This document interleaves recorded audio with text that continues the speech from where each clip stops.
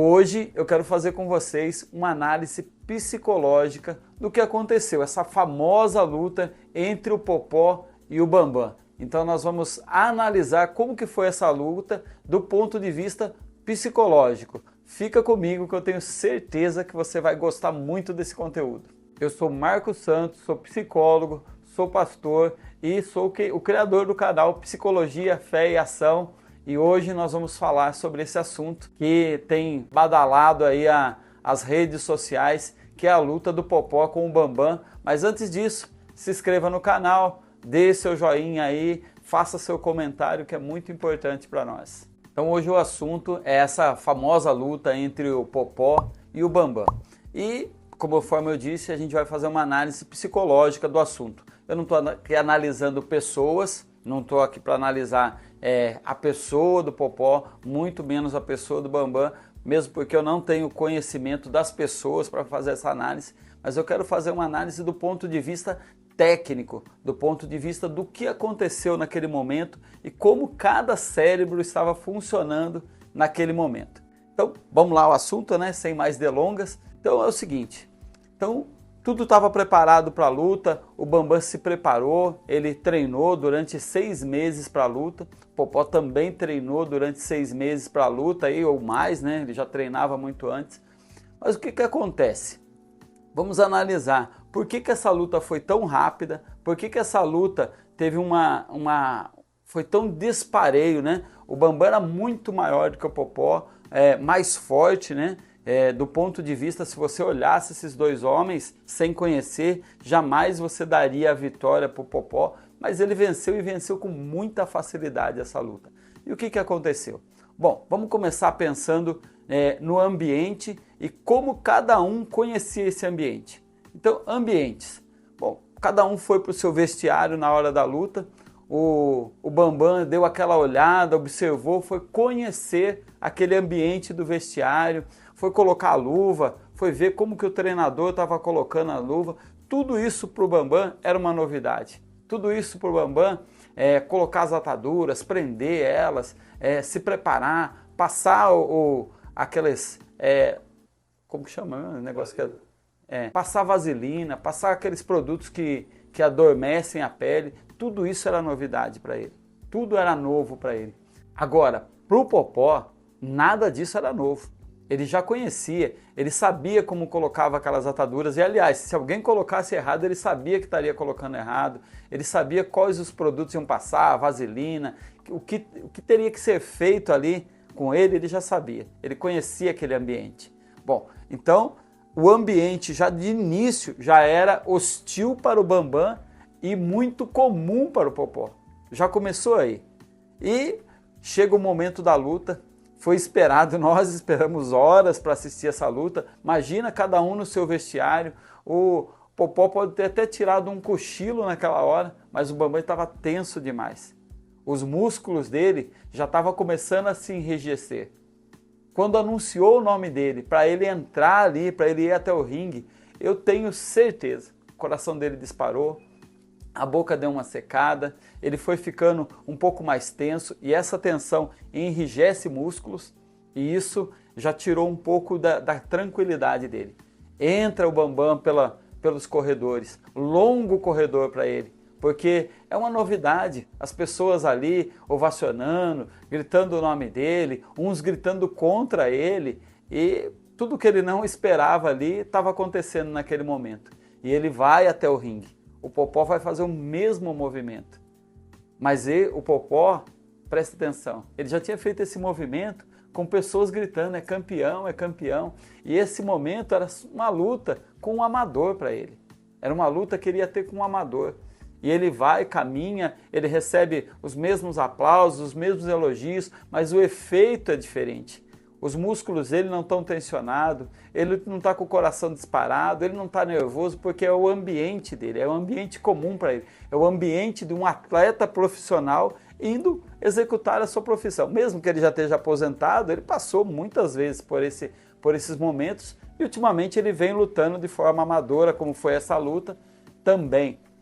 Então, quando eles sobem no ringue, há dois homens completamente diferentes. Um nervoso, coração disparado, boca seca, tentando achar o ambiente. O Popó sabe exatamente as dimensões do ringue. Ele sabe como se movimentar no ringue. Eu vi uma entrevista dele, ele falando assim, olha, enquanto ele esperava um objeto fixo, que foi assim que o Bambam treinou. Pensa bem, o treinamento do Bambam foi num objeto fixo, batendo num objeto fixo. E o Popó disse assim, eu comecei a movimentar. Eu dava um passo para frente, um passo do lado. Eu não parava na frente dele. Já mudou completamente o ambiente. O Popó sabia as dimensões do ringue, sabia movimentar. Ele provavelmente na sua mente, no seu inconsciente, ele sabe quantos metros ele está da corda, se ele está se aproximando ou se ele está mais longe da corda. O Bambam não tem essa noção, não tem essa noção. Então essa é a diferença entre um profissional que faz muitas vezes isso e alguém que está fazendo isso algumas vezes. E por falar nisso, eu queria falar do cérebro agora, que acho que é a parte mais interessante que eu queria falar com vocês. O cérebro de um atleta profissional, quando ele vai fazendo muitas vezes isso, ou mesmo um atleta amador que fez muitas vezes esse movimento, ele começa a mudar. Cada golpe novo que ele aprende e começa a repetir esse golpe, o cérebro dele, os neurônios dele começam a criar pistas fixas para aquilo. Eu vou falar para vocês como acontece. Os neurônios mudam até de lugar para se adaptar àquele movimento novo, aquele jeito novo dele fazer aquilo. Então, o cérebro do Popó é um cérebro treinado. Não é só externamente, não são só os músculos deles que estão treinados, o cérebro dele está treinado. Eu posso falar aqui de uma maneira metafórica, né?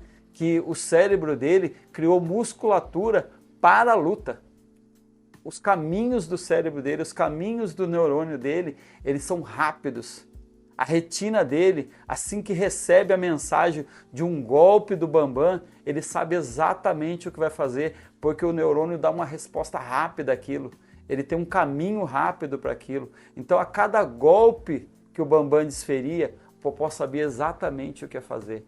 Do outro lado, o Bambam, ele treinou, o treinador deles com certeza deu o melhor treinamento possível para ele, mas a cada movimento de soco, ele tinha que pensar, agora eu vou socar, agora eu vou levantar minha guarda, agora eu vou me defender.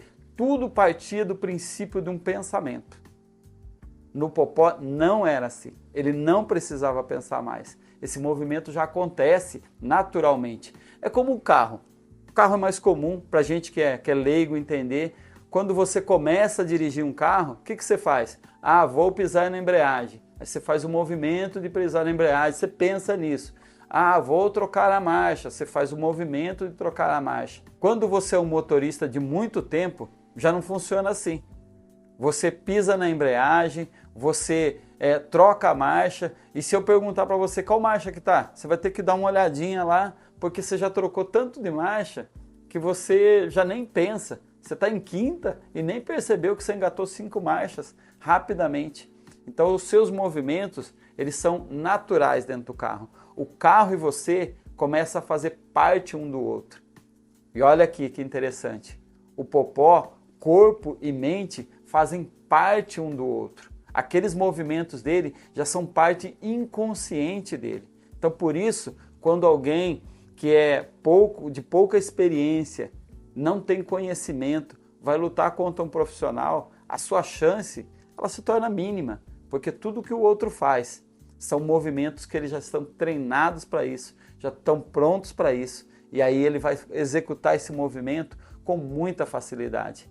E aí a gente viu aquilo que aconteceu ali, toca o sino, começa a luta e alguém vem atabalhoado, com o coração disparado em direção à luta, enquanto o Popó sai com determinação, sabendo exatamente como ele ia gingar, como ele ia balançar, como ele ia socar. Vi uma outra entrevista dele, que ele falou assim, eu me preparei para bater nele no rosto, bater no estômago, bater na lateral, ou seja, ele estava extremamente preparado para socar o outro. Digo assim para a gente finalizar esse vídeo, tanto o predador como a presa saiu para a luta e, no caso, A presa era o Bambam, o predador era o Popó, e eles se encontraram ali no ringue e em 36 segundos tudo terminou, tudo acabou, porque a desvantagem ela não era só do ponto de vista das memórias musculares que o Popó tinha, mas era também das memórias cerebrais que ele criou, da musculatura cerebral que ele criou, e isso fez toda a diferença na hora dessa luta para que a vitória fosse rápida, para que a vitória fosse contundente. Você pode aí falar, mas teve armação, teve conversa. Não é isso que eu estou analisando. Eu estou analisando como é um cérebro de um profissional, como é um cérebro de um amador. E, aliás, um amador que executou muito poucas vezes isso, porque há lutadores amadores que já executaram muitas vezes isso, que não é o caso do Bambam. E eu queria finalizar mesmo de vez falando para você assim, no que você quer ser bom? Aonde você quer ser bom? O que você quer dominar? Aquilo que você quer dominar, aquilo que você quer ser bom, você precisa treinar. Você precisa exercitar sua vontade pessoal, a sua vontade física e a sua vontade mental. Lembre-se, quanto mais você executar, mais o seu cérebro vai criando musculatura, mais os seus neurônios vão trocando de lugar, vão se ajustando para que você vai ficando cada vez melhor naquilo que você está fazendo. Então, treine seu cérebro para aquilo que você quer fazer, treine seu cérebro para que ele fique bom naquilo que você quer fazer, e aí seu cérebro terá grande êxito em tudo que você fizer, porque ele vai estar preparado, musculatura cerebral preparado para receber aquilo que você se propõe a fazer. Fico por aqui com o vídeo agora, que ele possa ter sido útil para você e que Deus te abençoe.